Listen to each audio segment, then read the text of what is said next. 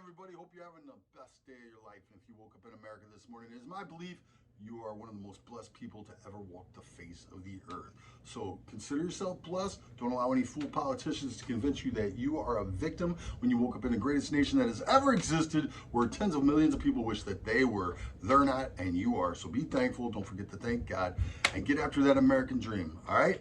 Today we're going to be doing a debate prep for Joe Biden. I want to bring you guys all up to speed on this wonderful Democratic candidate that they put up for 2020. Joe Biden was elected to the Senate in 1972. In 1973, he was sworn into office, where he quickly became friends with all the racist Democrats in the South. I'm not even joking. James Eastland, the white voice of the South, Joe Biden says was his mentor, his patron, and his good friend. James Eastland referred to black people often as inferior and did not call them black people. James Eastland was one of the notorious Democratic senators who filibustered the 1964 Civil Rights Act, and yet Joe Biden calls him his mentor, his patron, and his good friend. Joe Biden also befriended all the other racist senators from the South, including a guy named Robert Byrd, Robert KKK Byrd, who was a grand wizard in the Ku Klux Klan. He was a great friend of Joe Biden's, lifetime friend, and in 2010, Joe Biden did a eulogy for Robert KKK Byrd, who was a total racist. All right, this is the 2020 candidate for the Democratic Party. You can't even make this stuff up. If that's not bad enough, Joe Biden spends the entire 1970s and about halfway through the 80s fighting for segregation and against desegregation. You heard me right. Joe Biden was fighting for segregation.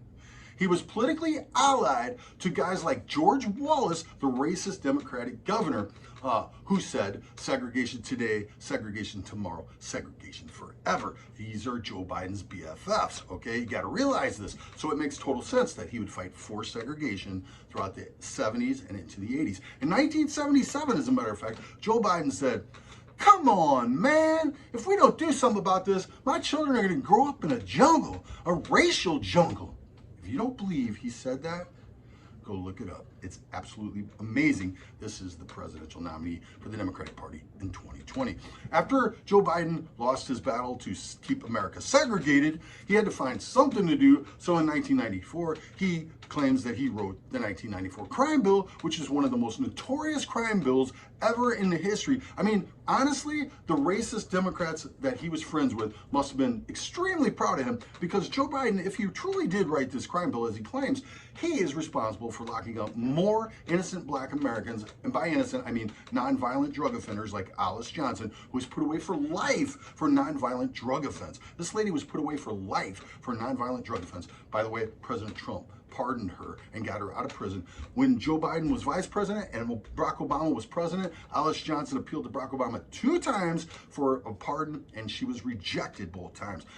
Donald Trump did that. Donald Trump freed her. Donald Trump also did criminal justice reform, which actually counterbalanced a lot of the crazy things that Joe Biden did in 1994. That was a notorious crime bill that Joe Biden claims that he wrote.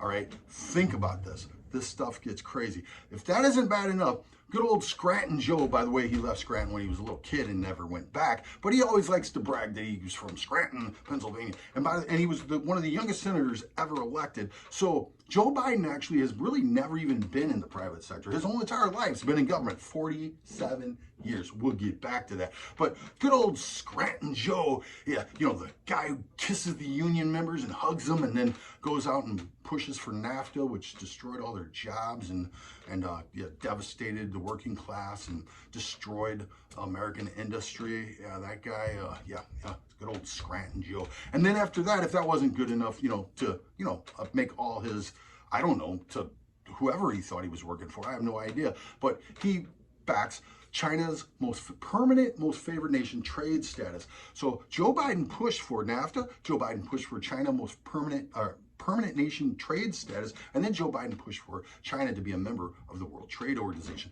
All these things resulted in just destruction of the American middle class. All the good paying jobs, all the benefits, all the retirement, all the soccer coaches, basketball coaches, all those little communities, all destroyed because of Joe Biden. But you know what? we cannot hold this against them because they were nice enough under the Obama administration to allow the Chinese to send fentanyl back to comfort us with, for all of our lost jobs and wages and retirement and all these things. So as a direct result of the actions of Joe Biden, over 60,000 U.S. factories have gone the way of the dinosaur, went overseas to China and other places like that. Remember when the pharmaceuticals, we found out that China made 99% of all our pharmaceuticals and we were helpless? That was Joe Biden. That was his handiwork. Then when he was vice president of the United States, he oversaw the Russian invasion of Ukraine, the Russian invasion of Crimea, the Russian reentry into the Middle East through Syria. By the way, Obama himself pretty much just asked the Russians to do that. And he oversaw the destruction and destabilization of Libya. Today, by the way, because of the Obama administration and the actions that they took in Libya, there are actual slaves being sold, human beings being kidnapped and put on slave markets in Libya right now today as we stand. Right now today as we sit here, there are slaves being sold because of the Obama administration and Joe Biden. All right, you can make a case that they actually did more to advance the cause of slavery than anybody in the last 200 years. I wish I was joking. I'm not. Anyway, if that's not bad enough, the Obama administration was also totally cool with the Arab Spring, which, if you guys remember, the Muslim Brotherhood took over Egypt and they were like doing crazy stuff like nailing Christians to the side of buildings and crosses and chopping people's heads off and raping reporters like Laura Logan and Tahrir Square. Remember that? Yeah, remember that? Check out Laura Logan's story.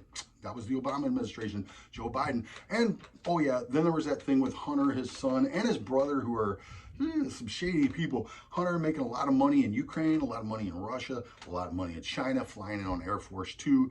Sketchy stuff going on. And while all that was going on, if that wasn't bad enough, the Chinese were building military islands in international shipping lanes under the Obama administration. Joe Biden didn't have much to say about any of that. So, you've got a very problematic candidate here for the Democratic Party. But hey, I guess they're gonna dance with the lady they brought to the dance because Joe Biden is that guy. And by that guy, I mean, remember the guy, Creepy Joe, who sniffs little girls' hair and touches them inappropriately and touches women inappropriately and does all these things. And, oh yeah, whatever happened to Tara Reid anyway? I think he'll be asked about that. I doubt it somehow. But anyway, so the Joe Biden, man, just a stellar candidate. I mean, this guy was a racist, friends with racists, said racist things, did racist things, locked up more black people than anybody in the history of the world, probably. I mean, and he's the Democratic nominee for 2020, which makes total sense since the Democratic Party is the party of slavery. I mean, they fought for slavery in the 1820s, 30s, 40s, 50s, 1860s. They actually killed 360,222 Union soldiers fighting to free their brothers and sisters and slaves in the South. All right, but then in the 1870s, the Democrats come up with black laws. Well, in the 1860s, black laws. Then they came up with Jim Crow in the 1870s. They came up with the Ku Klux Klan in the 1860s and 70s, and so forth and so on. The Democrats have always been the party of racism. And they put the right candidate forward because this guy is completely clueless. Remember when he told Charlemagne, the guy who calls himself Charlemagne the God, that if you don't vote for me, you're not black? I mean, woo, baby, yeah, okay. So in Joe Biden's mind, all black people think the same. That's not racist, is it? Okay, everybody. Now you're up to speed on Joe Biden. There's a lot of other things I could fill in. But hey, I'm trying to keep it short because I'm told you guys have a short attention span these days. I don't know. If you like what you hear, please subscribe, like, and share my videos. And please hit the bell because if you guys can hit that bell and get a notification, that's going to help me out so much. So God bless you guys. Have a great time. Get your popcorn ready and let's watch this debate. Trump 2020, baby. God bless America. God bless President Trump.